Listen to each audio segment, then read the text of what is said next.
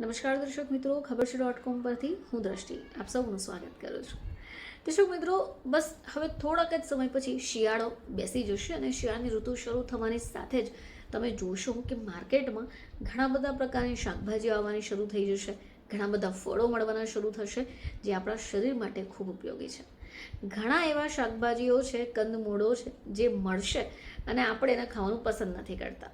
જોકે આખા વર્ષ દરમિયાન ફક્ત શિયાળામાં જ ઉપલબ્ધ રહે છે અને શરીર માટે પણ ફાયદાકારક છે.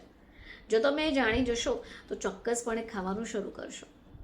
તો એવું કઈ વસ્તુ છે જે શિયાળામાં મળવાની છે અને જો તમે નહીં ખાધી તો તમને લાભ નહીં થાય? તો આવો જાણીએ કે આપણે શેની વાત કરી રહ્યા છે. તો શિયાળો શરૂ થશે એટલે એની શરૂઆતથી જ મૂળા બજારમાં આવવાના શરૂ થશે. હવે આ મૂળા એક એવી શાકભાજી છે કે જે આપણને નથી પસંદ આવતી, પરંતુ મૂળામાંથી અલગ અલગ પ્રકારની વસ્તુઓ પણ બને છે.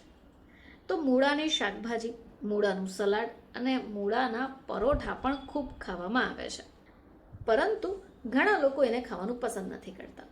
પરંતુ દર્શક મિત્રો, જો શિયાળા દરમિયાન તમે આ મૂળા ખાવાનું શરૂ કરશો તો એનાથી તમારા સ્વાસ્થ્યને ઘણા લાભો થશે.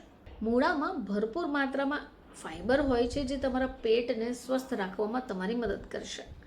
અને જો તમે વજન ઘટાડવા ઈચ્છી રહ્યા છો તો તમે મૂળાનું સેવન કરી શકો છો. મૂળા ખાવામાં આવે તો શરીરને વિટામિન સી, વિટામિન ઈ અને વિટામિન એ પણ ભરપૂર પ્રમાણમાં મળે છે, જે પણ આપણા શરીર માટે ખૂબ ઉપયોગી છે. હવે આ સિવાય મૂળામાં વિટામિન B6 અને વિટામિન કે પણ છે, જે પણ શરીરને ખૂબ ઉપયોગી છે. હવે જો તમને તમારા શરીરમાં કોઈ પણ વિટામિનની કમી લાગે તો તમે મૂળાનું સેવન કરી શકો. એ સિવાય મૂળાની અંદર પોટેશિયમ પણ ભરપૂર પ્રમાણમાં રહેલું છે. હવે આ પોટેશિયમની માત્રા જો તમારા શરીરમાં સારી રહે તો તમારા બ્લડ પ્રેશરને નિયંત્રિત કરવામાં મદદ કરશે. હવે જેમને પણ પોતાનું વજન ઘટાડવું છે, ખૂબ મથી રહ્યા છે, તો આ શિયાળામાં મૂળા ખાવાનું શરૂ કરી શકશે. કારણ કે મૂળો એ વજન ઘટાડવામાં ખૂબ સારો સ્ત્રોત ગણાય છે, કારણ કે એમાં ફાઇબર ભરપૂર પ્રમાણમાં રહેલું છે. એ સિવાય જો મૂળો ખાવામાં આવે તો કબજિયાત દૂર થાય છે.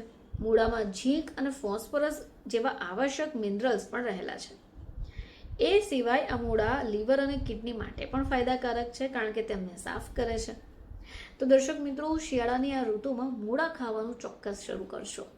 ફરીથી આપ સમક્ષ હાજર થઈશું. ત્યાં સુધી જોતા રહેજો ખબર છે .com.